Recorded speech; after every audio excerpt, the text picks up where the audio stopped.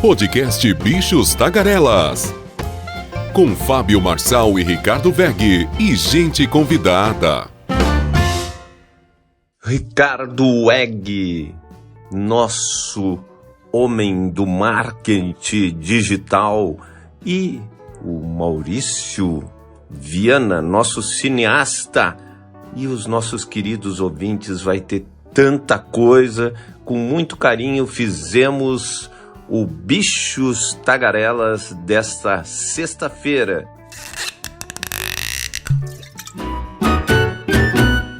Sextou. Que aponta: Lula tem sua maior derrota no Congresso Nacional. Relator da reforma tributária deve tirar 5 pontos do texto. Ibovespa sobe 1,06% e bate recorde histórico. Jabutis em PL de eólicas no mar elevam a sua conta de luz em 11%. Derrubada do veto facilita a tomada de carro de devedor. Comando Vermelho e PCC avançam em presídios de todo o país. Manchetes internacionais e ainda a nossa querida advogada Maíra Mota Guiotto e a Previdência Social, Renato Rossi e a indústria automobilística, e o nosso cineasta Maurício Viana com a dica de cinema. Então vamos à primeira manchete. Maior derrota do Lula foi nos vetos. Os deputados e senadores derrubaram 13 vetos presidenciais. Então haverá um aumento de despesas e limitação para o Planalto fazer investimentos em 2024, e o famoso déficit zero fica longe, né? Então as principais derrotas, aquela do lobby da Rede Globo, né? Desoneração da folha, ou seja, não vão pagar a Previdência Social que deveriam. Caiu o veto, então, que beneficia 17 setores da economia até 2027, o impacto aos cofres públicos, e você vai deixar de ter em 2024, lembre disso, você vai deixar de ter 18 bilhões e 400 milhões de reais em função dessa desoneração, que poderia ser utilizado aí para reformas de escolas, para a saúde, melhorar a saúde pública. É muito dinheiro. Mas vamos lá, o marco temporal: deputados e senadores derrubaram o veto ao projeto que estabelece que indígenas só têm direitos à terra que estava em sua posse até 5 de outubro de 88, data da promulgação da Constituição. O marco fiscal: o Congresso derrubou parcialmente o veto ao novo regime fiscal, regra que substituiu o teto de gastos. E por que tudo isso importa? Porque nem aquela derrama de dinheiros de emendas conseguiu ajudar o Lula para evitar essas derrotas. O ministro da Fazenda, Fernando Haddad, disse que vai judicializar o adiamento da desoneração da folha, né, que é até 2027. Você imagina, em 2024, 18 bilhões e 700. Até 2024, esse dinheiro teria que ir para saúde, educação. Isso aí é criminoso. E também o que consola o governo, que o governo conseguiu aprovar a MP das subvenções na Câmara, né? Então, que cancela a isenção de empresas que pagam menos impostos.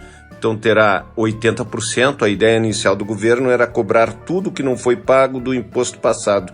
A comissão aprovou que seja um desconto, olha o descontinho, hein? 80% e o valor possa ser dividido em 12 vezes.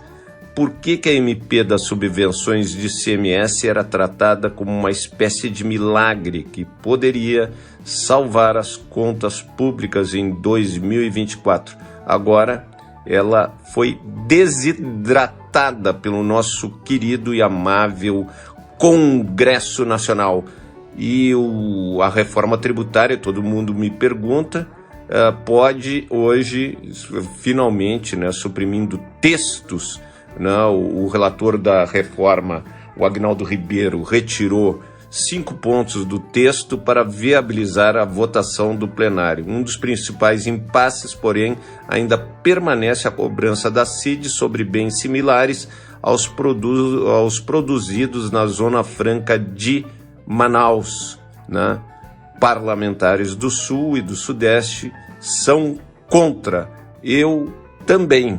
Então voltamos daqui a pouco com boas notícias. Ibovespa subindo, batendo recorde, isso é bom para todos.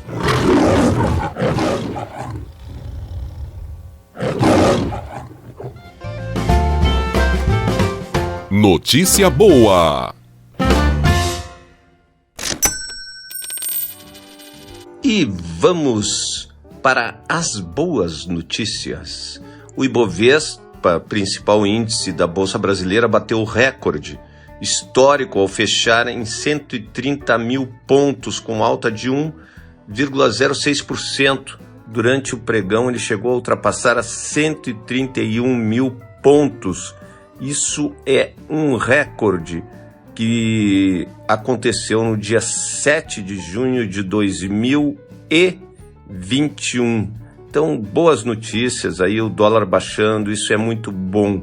Mas, por outro lado, os jabutis em PL da eólicas no mar elevam conta de luz em 11%. Jabutis, a gente fala que, vamos dizer, vai num projeto de lei, uma coisa que não tem nada a ver com aquele projeto, que é o lobby de empresas, né? Então eles colocam em qualquer projeto um adendo ali, né? Que é para beneficiar algum setor.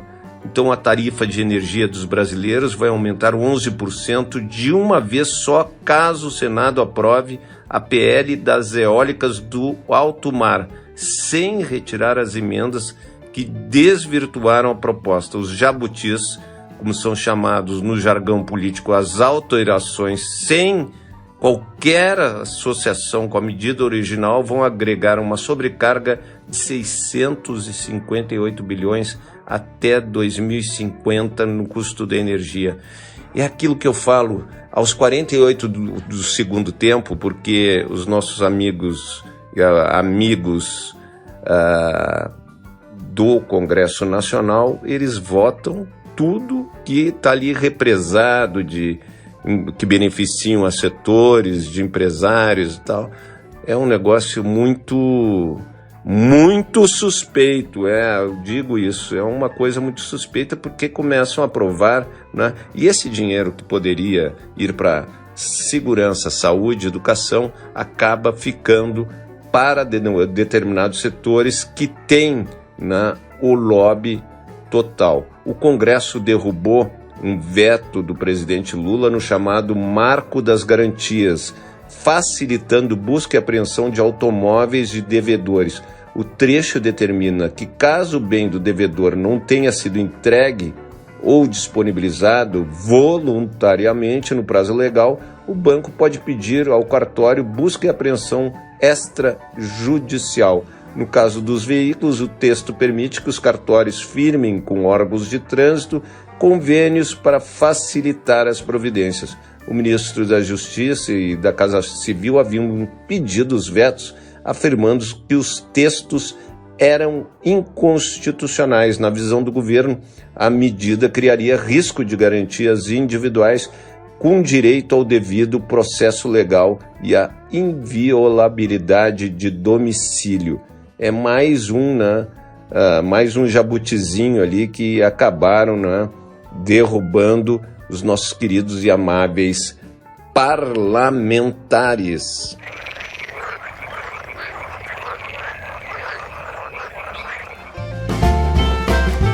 Podcast Bichos Tagarelas. E o Comando Vermelho e o PCC avançam em presídios de todo o país. Ricardo, a contaminação do sistema penitenciário brasileiro pelas facções criminosas tem crescido, está presente em todas as unidades da federação, com destaques para o PCC e o Comando Vermelho, nascidos em São Paulo e no Rio de Janeiro, respectivamente. levantamento inédito feito pelo Ministério da Justiça mostra que as duas maiores facções do país têm atuado em 24 estados e no Distrito Federal, com um crescimento mais acentuado no Comando Vermelho. De acordo com os dados, o Comando Vermelho está presente em presídios de 21 unidades de federação, 6 a mais do ano anterior. O PCC está em 23, 2 a mais do que em 2022. Então, essas duas federações criminosas, PCC e Comando Vermelho, aí cada vez mais organizados em todo o país, e a gente está perdendo a guerra para a bandidagem. Lá no Rio de Janeiro, eles já perderam a guerra, né? A bandidagem tomou conta do Rio de Janeiro, mas a gente não pode deixar o Brasil virar um Rio de Janeiro, porque daí a nossa vida vai se tornar um inferno. E olha só, notinhas curtas, o Flávio Dino toma posse em 22 de fevereiro como ministro do Supremo Tribunal Federal, continua no Ministério da Justiça. Governadores do Sul e Sudeste divulgaram carta defendendo a exclusão de veículos movidos a combustão, tão corretos, da renovação de incentivos regionais para montadoras, principalmente no Nordeste, Norte e Nordeste, né? E, o objetivo, obviamente, que seria tirar esses subsídios para o Norte, Nordeste e Centro-Oeste, estão certos. Por que carro a combustão? Carros elétricos, tudo bem, seriam beneficiados, é a proposta do Sul e do Sudeste. A CBF, olha só, pagou despesas em viagens de ao menos 7 familiares do ex-presidente. A filha do Edinaldo Rodrigues, ex-presidente, Rafaela Brant, teve uma hospedagem, olha só, num hotel do Rio de Janeiro e São Paulo. A CBF gastou R$ 54.374 na hospedagem da filha, que veio para o Rio de Janeiro, e daí ele resolveu deixar a filha num gastinho de 54. Só que o dinheiro não é do povo, não é um dinheiro público. Mas, de qualquer forma, a gente sabe que a CBF, né, é uma vergonha como ela gerencia esses recursos, né? Então, é muito triste isso. Daqui a pouco, então, as mídias, né, os destaques do mundo, e também depois eu vou falar de todos os nossos convidados maravilhosos que vão falar. Eu te confesso que hoje tá bom demais.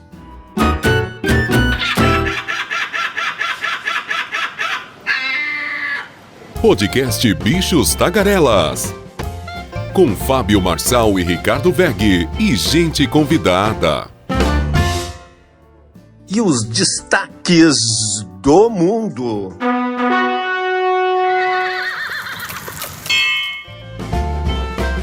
Internacional.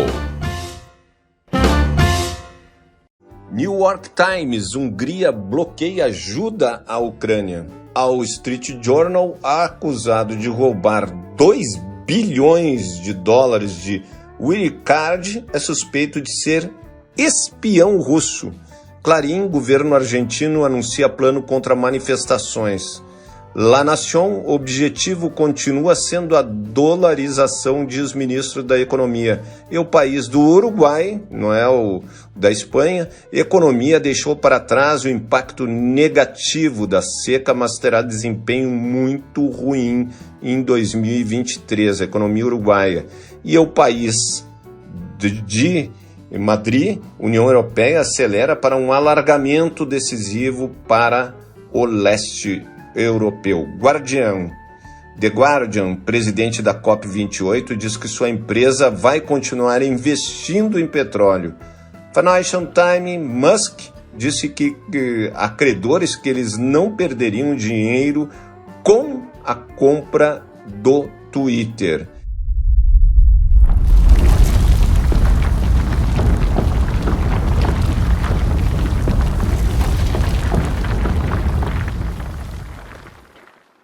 vamos falar um pouco dessa onda de calor no Brasil. Hoje as capitais estão com até 39 graus. Eis as máximas nas maiores cidades, segundo o INMET, o Instituto Nacional de Meteorologia. São Paulo, 34 graus. Rio de Janeiro, 36, Brasília, 32, Fortaleza, 33, Salvador, 32, Belo Horizonte, 33, Cuiabá, 39, Manaus, 34, Curitiba, 33, Recife, 30, Goiânia, 36. Olha que sexta, né? Um sextou devagar, né? Porque eu não sei se vocês ficam assim, mas quando o calor é 38, 35, 38 graus, a gente fica mais lento, né? Então se hidratem bastante, tomem água, né? Apesar de hoje é sexta-feira, todo mundo vai tomar cerveja, mas tome água, porque água hidrata, cerveja não. E agora é a parte melhor. É o recheio do bolo do Bichos Tagarelas. Nós teremos a nossa advogada Maíra Mota Guiotto, que vai falar sobre previdência social. Quando vocês tiverem dúvidas, mandem as suas dúvidas aqui. O meu telefone está à disposição de vocês, 61 999 72 28 23. O Renato Rossi, a indústria automobilística, o Renato é muito bom. E o nosso cineasta Maurício Viana, com a dica de cinema. E o nosso maravilhoso Ricardo Egg, o mestre em mídias digitais. Olha, maravilhoso final de semana para vocês. Estou amando fazer esse programa. Até segunda-feira! E agora, o quadro Seus Direitos, com a advogada Maíra Mota Guiotto. Olá, Marçal, Ricardo e ouvintes. Hoje eu trago mais um esclarecimento sobre a revisão da vida toda. Isso porque no último dia 13 de dezembro tivemos uma movimentação do processo que está no STF e muitos ficaram na dúvida se o processo já seria julgado. Só para recapitular, está pendente ainda o julgamento dos embargos de declaração opostos pelo INSS para modular os efeitos da decisão já proferida pelo STF em 1º de dezembro de 22, que acolheu então a tese da revisão. O julgamento havia sido iniciado no plenário virtual, mas o ministro Alexandre de Moraes interrompeu esse julgamento, apresentando um pedido de destaque, que leva então a decisão para o plenário de julgamento de forma presencial. Há, desde então, a expectativa de quando ocorrerá o julgamento. Eu ainda havia comentado aqui na semana passada que acreditava que só teríamos o julgamento em 2024. Pois bem, nesse último dia 13 de dezembro, o plenário do STF liberou o recurso para julgamento. E isso deixou muitos em dúvida se o processo já seria julgado na próxima sessão. Mas, na verdade, não. O julgamento não ocorrerá agora. O que ocorreu, na verdade, foi apenas a liberação, ou seja, a informação de que não há mais nada a ser feito no processo e que ele já então se encontra pronto para ser julgado no plenário presencial. Mas a data para o julgamento ainda não temos, pois é preciso que ele seja pautado, né, ou seja, incluído na pauta para a sessão de julgamento. O STF, contudo, entra em recesso agora no dia 20 de dezembro e só retorna em fevereiro de 2024. E a última sessão de julgamento ocorre agora no dia 14, portanto, não haveria tempo hábil para a votação ainda esse ano. Então, o julgamento ficará mesmo para 2024, mas acredito que seja pautado logo após o retorno do recesso, ali no início de fevereiro, uma vez que o processo já então foi liberado, né, nesse último dia 13 para que ocorra a sessão de julgamento. Nós ficamos então na expectativa de que o STF confirme nessa oportunidade, né, o direito dos segurados à revisão e module então os efeitos para fixar como será feito o pagamento das parcelas oriundas desta revisão. Era isso por hoje, mais um capítulo da revisão da vida toda e eu retorno na semana que vem. Um abraço!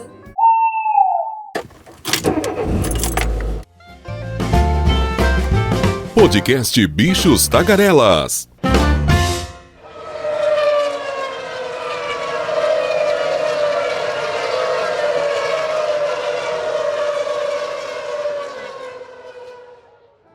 Alô, amigos do Brasil e Mundo, mas quem está no Brasil é a vice-presidente global, aquela que cuida dos negócios da poderosa BYD, ou BID, ou Build a Dreams, que é o acrônimo de BID, poderosa montadora chinesa que hoje é a líder da eletrificação no mundo.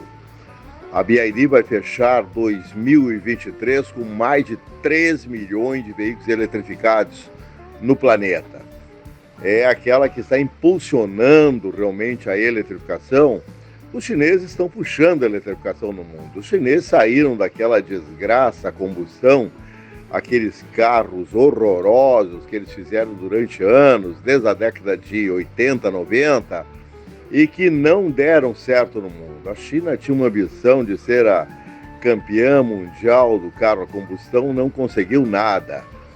E em 13, 14 anos, a China saiu do buraco onde eles tinham se metido, de falta de credibilidade com seus carros a combustão, e criaram uma potência elétrica, que as montadoras chinesas realmente surpreendem o mundo com uma nova onda de carros elétricos, um tsunami, na verdade, carros de ótima qualidade. Eu já andei em quase todos os chineses que andam por aí, e me lembro de andar agora nesses carros chineses e comparando lá nas minhas lembranças do passado, quando eu andava nos Lifans da vida e outras marcas que chegaram ao Brasil, a Jaque, que tentou colocar uma fábrica lá na Bahia, foi a única montadora no mundo que enterrou o carro como pedra fundamental.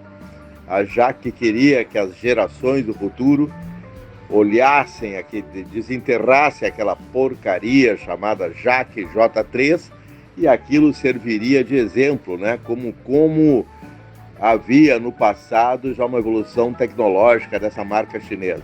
A Jaque, aliás, não vamos queimá-la, né? Ela melhorou muito, ela está no Brasil novamente, desta vez com uma geração de carros elétricos até aceitáveis. Mas sempre vou lembrar daquela pedra fundamental, daquele carro muito ruim, que, aliás, fez sucesso no Brasil. A ingenuidade do consumidor brasileiro levou que o Jaque, lá por 2011, fosse um tremendo sucesso de vendas no mercado brasileiro, porque o presidente da Jaque aqui no Brasil, o senhor Sérgio Abibo, um empresário paulista extremamente vivo, conseguiu colocar o carro a um preço competitivo no mercado brasileiro. E ele acabou vendendo muito. Num ano, o Jaque chegou, o J3 Touring chegou a vender mais de 150 mil unidades. Hoje ele é passado, deve estar aí nos arredores de Brasília, no mercado de paralelo de automóvel. Você pode comprar um J3 talvez por 4 mil, 3 mil reais. Pichinche que talvez custe 2 mil.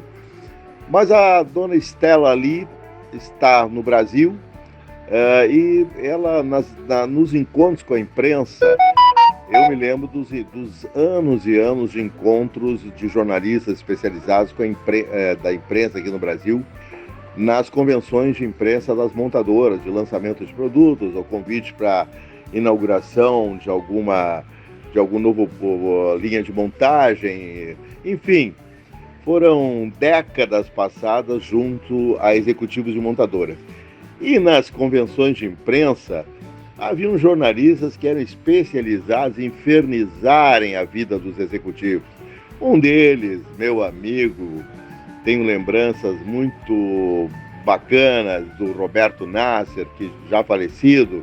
O Nasser era aquele cara que tinha perguntas que desmontavam os executivos, sempre sarcástico, ele era provocador, era um divertimento presenciar o Nasser nas convenções de imprensa. Tudo que os caras falavam, o Nasser tinha alguma coisa para contradizê-los. Eu fico imaginando alguém contradizendo a senhora Estela ali, que nessa semana esteve aqui em Porto Alegre, na revenda da BID, e teve um contato com a imprensa. Havia um número muito grande de jornalistas, youtubers, curiosos. Estava lotado o saguão, o showroom da concessionária. E na coletiva de imprensa, ela parecia um robô. Os chineses, eles desfilam as maravilhas de uma marca até com uma certa cara de pau, porque ela colocou com uma grande ganho tecnológico no carro Dolphin, que vende muito em São Paulo, Rio, Brasília, está vendendo muito no Brasil o hatchback da BYD.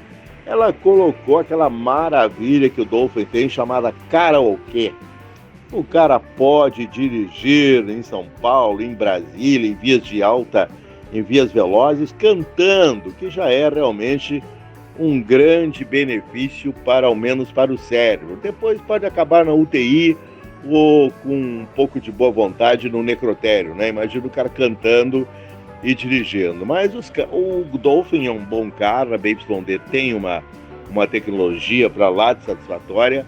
Agora, a Stella Li, que é a vice-presidente mundial, ela mostra da sociedade que ela vem, né? Numa sociedade repressiva, que cuida dos passos dos executivos da indústria automobilística pelo mundo.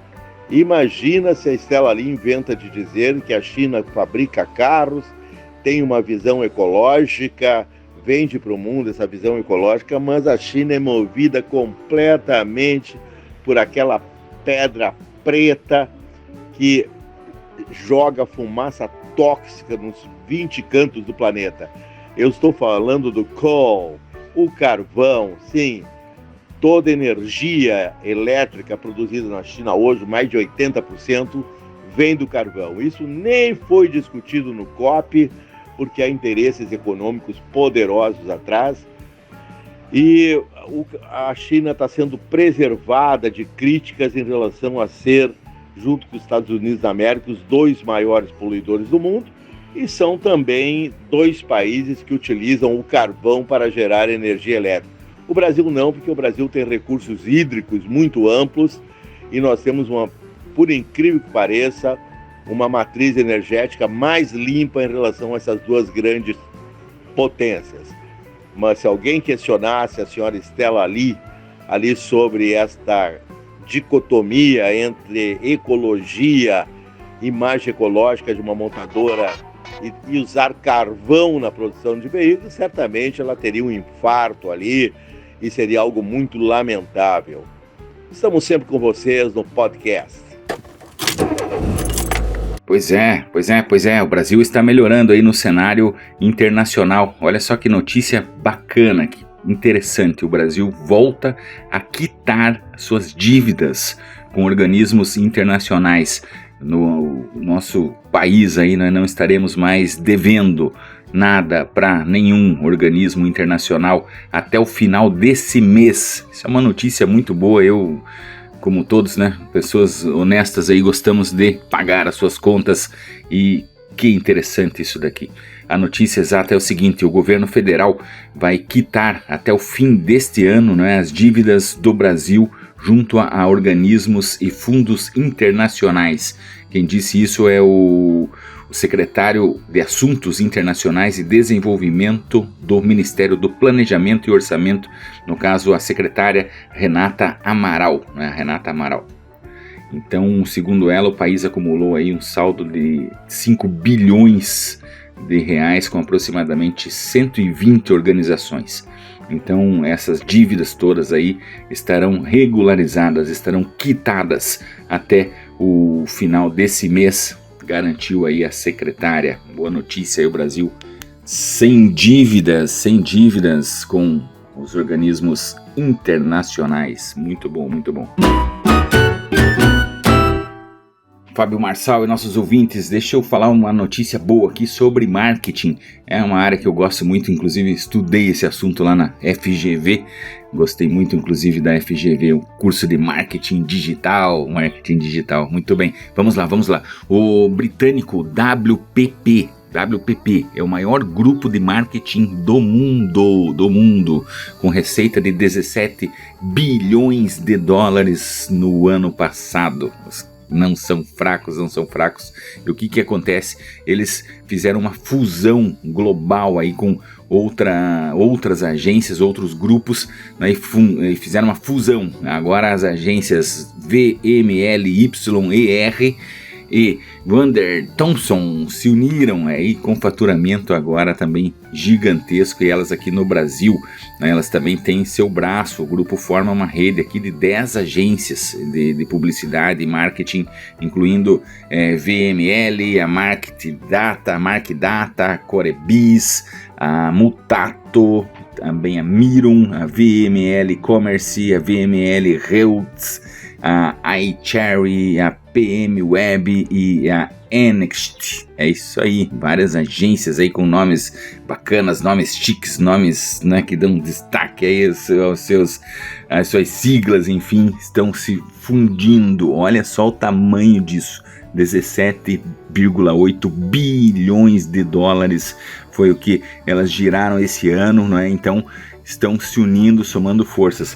Quais clientes nessas siglas aí, todos os nomes das agências não são conhecidas, né, do grande público, mas eles têm como clientes, por exemplo, Coca-Cola, Ford, Google, enfim, mais de 50 marcas diversas aí. Agora vamos ver o que isso muda, né, no mercado publicitário. Muito bom, muito bom. Agora, dicas de cinema com o cineasta Maurício Viana.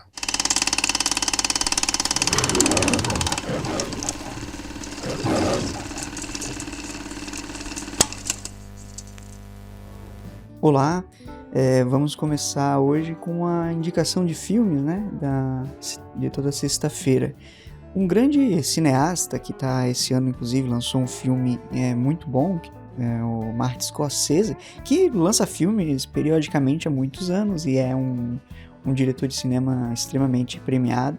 E eu quero fazer uma indicação de um filme um pouco mais antigo dele, de 2002, chamado Gangues de Nova York, que é um épico cinematográfico dirigido por Martin Scorsese, que conta uma história, né, que se estabelece, essa história se passa na metade do século XIX, em plena Guerra Civil Americana, e acompanha a vida a vida de Amsterdam Vallon, interpretado pelo Leonardo DiCaprio.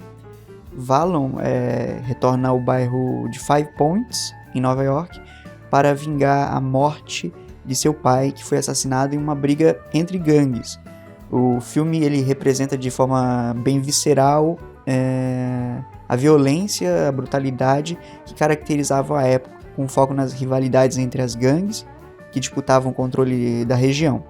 O filme também tem uma atuação impecável, além do Leonardo DiCaprio, também do Daniel Day-Lewis, que interpreta o líder da gangue rival. O personagem se chama Bill the Butcher, né, o açougueiro. É notável e a atuação dele é notável, sim, e contribui para a intensidade do enredo da história. Além da trama ser bem envolvente, e o elenco, como eu disse, é excepcional, é incrível, né? Leonardo DiCaprio, Daniel Day-Lewis, a Gangue de Nova York é aclamado por sua recriação detalhada da Nova York do século XIX. A direção de arte, que é responsável em um filme pela recriação de cenários, pelos detalhes, pelas roupas, pelas vestimentas, né, pela estética da época, é incrível. Assim, a direção de arte é muito, muito, muito, muito precisa, de um filme, de uma produção extremamente bem feita, né? E esse trabalho da direção de arte desse filme transporta quem assiste, o espectador e tudo mais, para um período histórico que é muito fascinante, assim, com todos os seus desafios históricos da época, suas tensões, né? Então eu diria que um dos aspectos interessantes para se ver esse filme finalizando, né, é que a sua narrativa ela se desenrola numa história, num momento histórico muito crucial para a história americana, que proporciona uma imersão para quem assiste dessa Nova York do século XIX. Né? Os conflitos entre as gangues é um outro aspecto interessante, que mostra a rivalidade entre elas, especialmente do personagem Amsterdam Vallon e Bill the Butcher, que é o cerne da trama, que apresenta uma narrativa cheia de tensão, muita reviravoltas, né? As atuações, como eu tinha dito, são muito memoráveis, do Leonardo DiCaprio, do Daniel Day-Lewis, e a meticulosa recriação de Nova York pela direção de arte é outro ponto que salta aos olhos ao ver esse filme de Martin Scorsese, né, o Gangue de Nova York.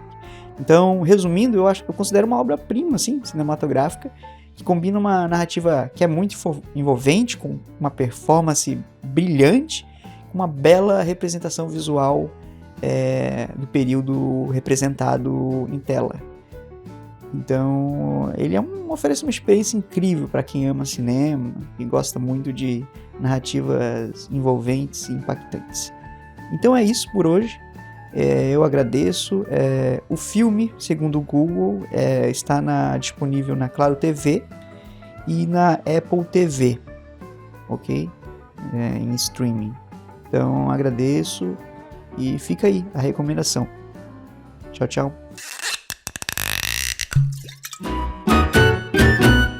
Sextou. Você ouviu o podcast Bichos Tagarelas com Fábio Marçal, Ricardo Weg e gente convidada.